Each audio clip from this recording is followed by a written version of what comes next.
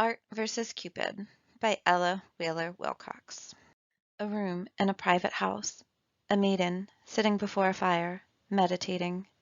Maiden. Now, have I fully fixed upon my part? Good-bye to dreams. For me, a life of art. Beloved art.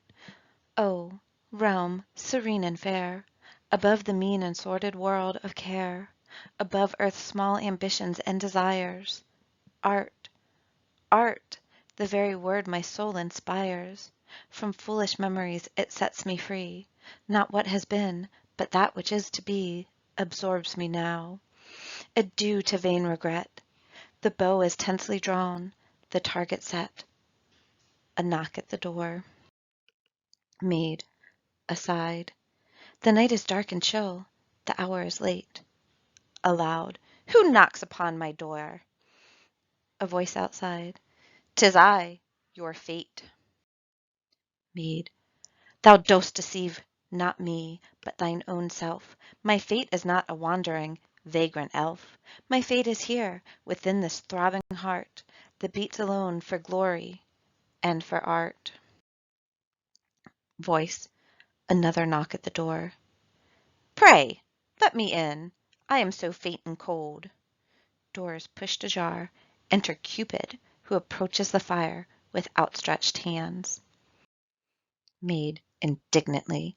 Methinks thou art not faint, however cold, but rather too courageous, and most bold, surprisingly ill-mannered, sir, and rude, without an invitation to intrude into my very presence. Cupid, warming his hand. But, you see, girls never mind a little chap like me. They're always watching for me on the sly, and hoping I will call. Maid, haughtily. Indeed, not I. My heart has listened to a sweeter voice, a clarion call that gives command, not choice, and I have answered to that call. I come. To other voices shall my ears be dumb. To art alone I consecrate my life. Art is my spouse, and I his willing wife. Cupid, slowly gazing in the grate. Art is a sultan, and you must divide his love with many another, ill-fed bride. Now, I know one who worships you alone. Maid, impatiently. I will not listen, for the dice is thrown, and art has won me. On my brow some day shall rest the laurel wreath. Cupid, sitting down and looking at Maid critically.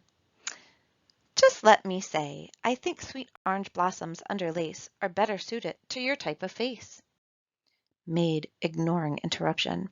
I yet shall stand before an audience that listens as one mind, absorbed, intense, and with my genius I shall rouse its cheers, still it to silence, soften it to tears, or wake its laughter. Oh, the play, the play, the play's the thing, my boy, the play. Cupid, suddenly clapping his hands. Oh, say, I know a splendid role for you to take, and one that always keeps the house awake, and calls for pretty dressing. Oh, it's great. Maid, excitedly. Well, well, what is it? Wherefore make me wait? Cupid, topping his brow thoughtfully. How is it those lines run? Oh, now I know. You make a stately entrance, measured, slow, to stirring music. Then you kneel and say something about to honor and obey, for better and for worse, till death do part. Maid, angrily. Be still, you foolish boy. That is not art. Cupid, seriously. She needs great skill who takes the role of wife in God's stupendous drama, human life. Maid, suddenly becoming serious. So I once thought, oh, once my very soul was filled and thrilled with dreaming of that role. Life seemed so wonderful. It held for me no purpose, no ambition, but to be loving and loved.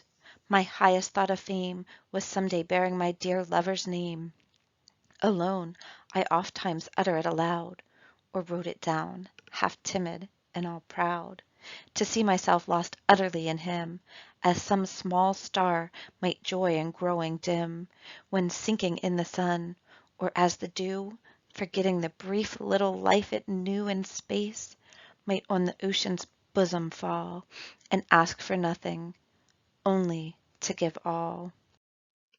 Cupid, aside. Now, that's the talk. It's music to my ear. After that stuff on art and a career, I hope she'll keep it up.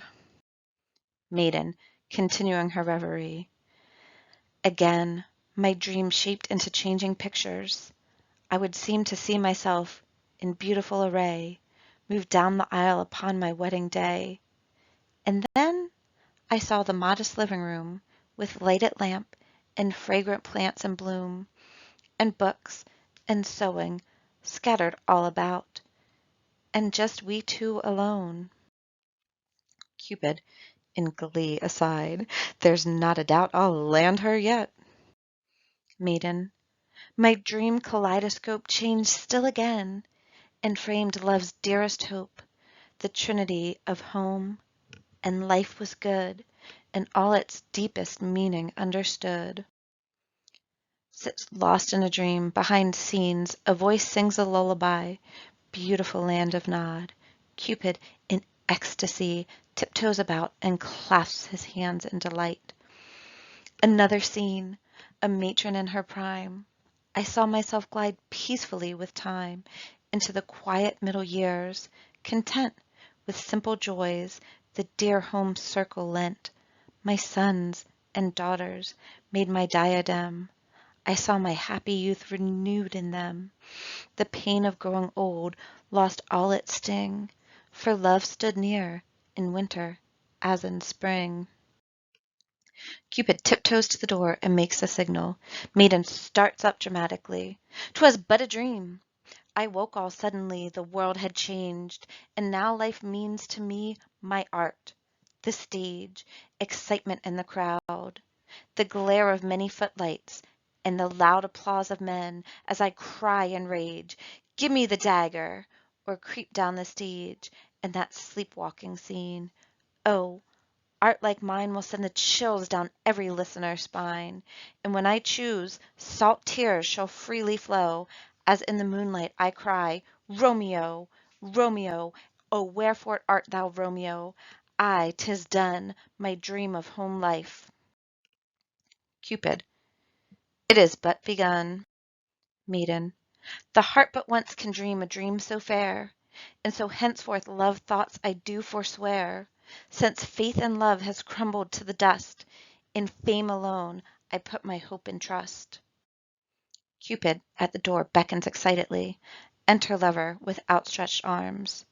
Cupid, here's one who will explain yourself to you, and make the old sweet dream of love come true. Fix up your foolish quarrel.